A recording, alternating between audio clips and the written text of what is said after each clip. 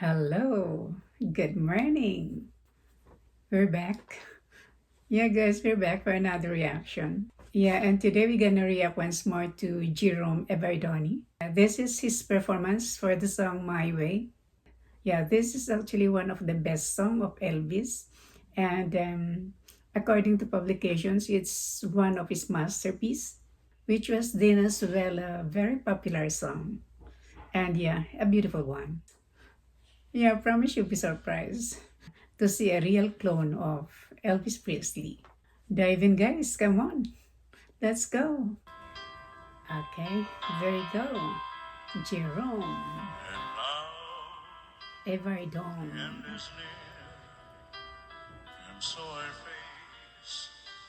Indeed, the Elvis Presley of the Philippines. Sounding like Elvis Presley. Of which I'm certain I've lived a life that's full. I've traveled each and every highway. Oh, and more. Nice. Pati yung Isler talaga, right? Yung ending, pag-end ng voice. Elvis na Elvis. Regrets I made a few, but then again, too few to mention. Vocal called me Elvis.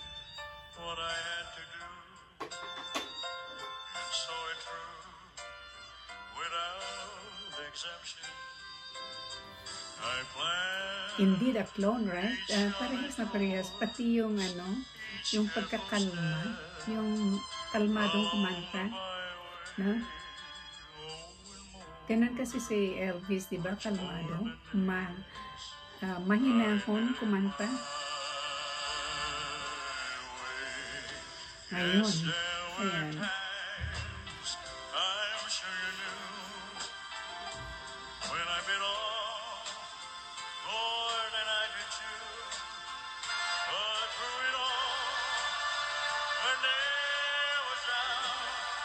Ganun, yan. Pati pagtaas ng boses, right?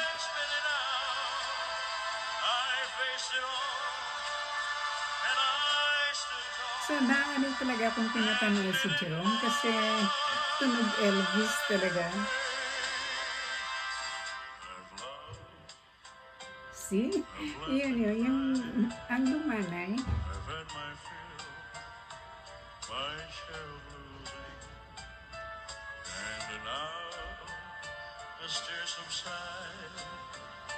I find it all so amusing to think nice.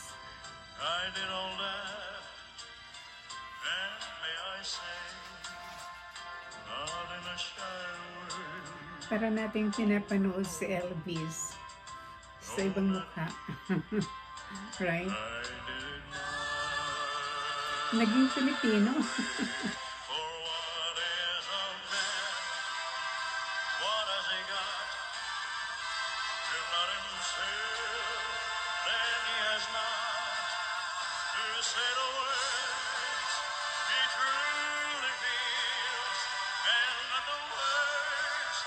Wow. Oh, wow.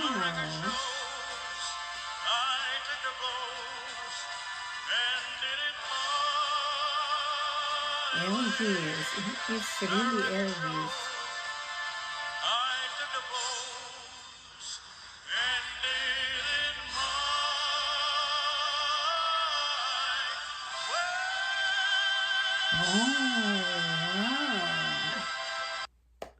Oh, wow. My goodness. Talagang Elvis. Yeah, that was like Elvis Presley singing, right? Yeah, indeed, a super close similarity of their voice. He sings like Elvis and he sounds like Elvis. Yeah, just try listening to him. Just audio.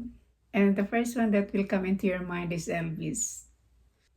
If you hear him sing, parehas sila. Right? Yeah, gaya ng sabi ko, pati ng pagkakalma ng boses, pag-control. super close.